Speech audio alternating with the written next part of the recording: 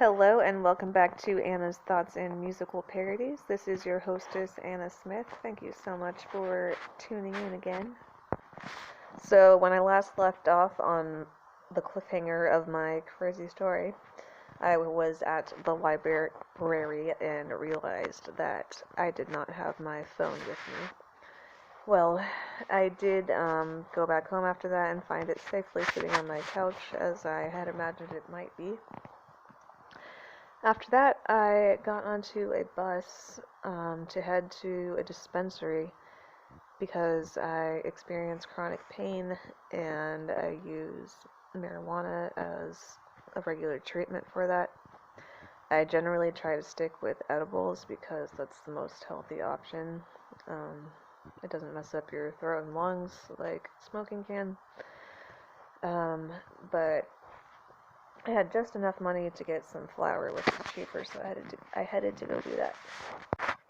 When I got on the bus, I ran into my friend from work, and we got to hang out and chat for a little while, and it was fun, and everything seemed hunky-dory and happy. I got off safely on my first stop, and it was time to go wait for the next bus. So I did safely and successfully find that next bus stop, but it was in a pretty downtown area. I don't even know what city, but it reminded me of the more ghetto area that I used to live in, for lack of a better term for it.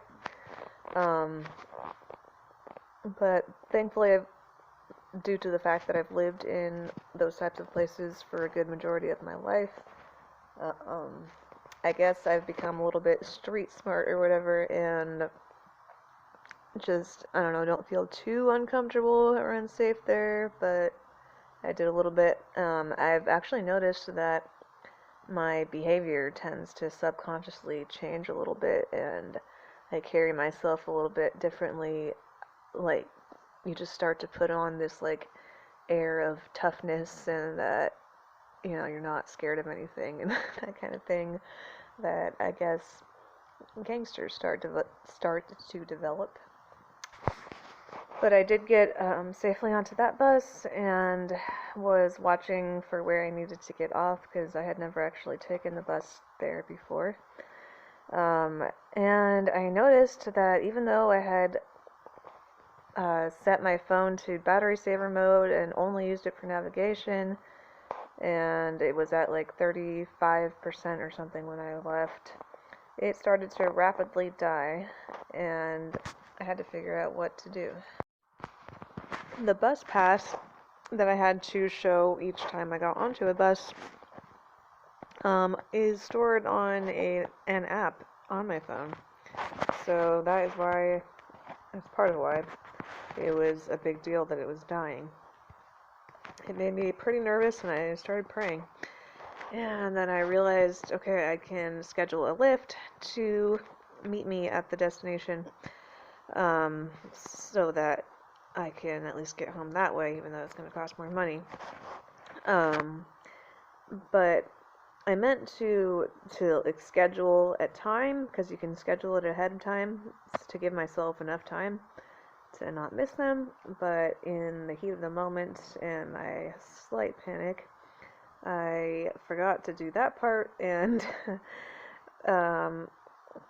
they were going to get there as soon as possible, so I had pretty much zero margin for error to meet them there on time, and I am very, very directionally challenged. Knowing, like, being able to figure my way around and figure out where things are has never been my strong point. So, surprise, surprise, I got all lost and turned around and confused when I got off the bus, and just had what Google Maps said was like a 1 or 2 minute walk to my destination. There was a billboard right there with the address on it, so that was helpful, and I knew it was somewhere right around. But yeah, my phone was dead, so I had no GPS, and I did not know where I was going, and I have very little sense of direction. So, long story short, I did not end up meeting the Lyft driver there and had to pay the $5 cancellation fee. I did run across a woman who I asked for directions, and she was kind enough to try to help me, and I kind of thought that I understood, but I continued to not be able to figure it out just yet. And that is where the real adventure really began. The main moral of the story that I really want to leave you with, though, is that God is for us and works all things together for good continually for those who are called according to his purpose and to love him, as describes myself. And due to the fact that I know this to be true and have seen proof of it in my life numerous times, I was able to stay pretty calm given the situation. Definitely wasn't completely stoic, as I mentioned earlier, but I was so much more calm than I would have been at past times in my life. And I just give God all the glory for that. But I am going to leave you on a little bit of a cliffhanger again.